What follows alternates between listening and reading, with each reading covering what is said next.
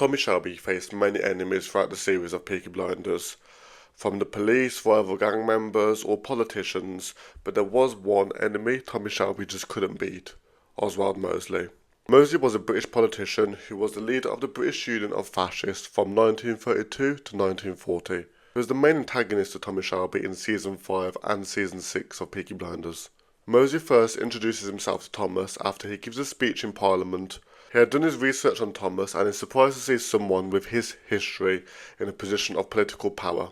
As Tommy quickly found out, he did not agree with Mosley and his ideals deep down, and took up a position of a spy against Mosley, where he would join his party but also pose as a spy and undermine him by passing intelligence about his campaigns and organisations onto the opposing party. Tommy's long-term goal was to bring down Mosley, but Tommy felt like Mosley was getting the better of him and was repeatedly disrespecting him and his family.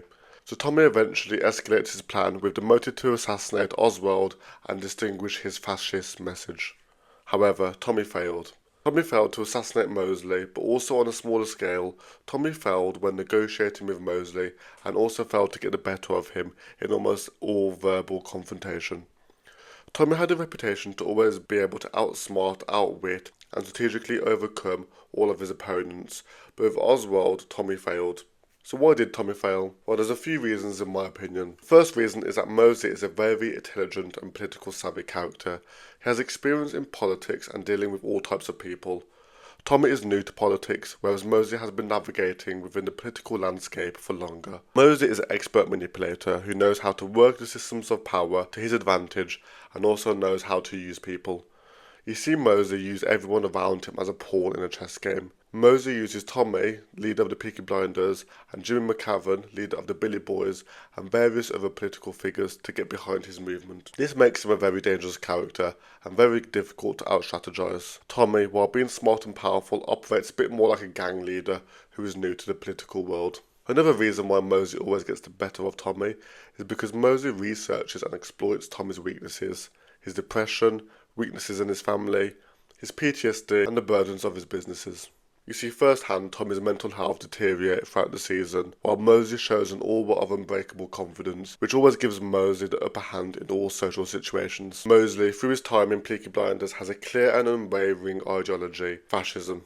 His convictions allows him to act ruthlessly and with purpose and speed.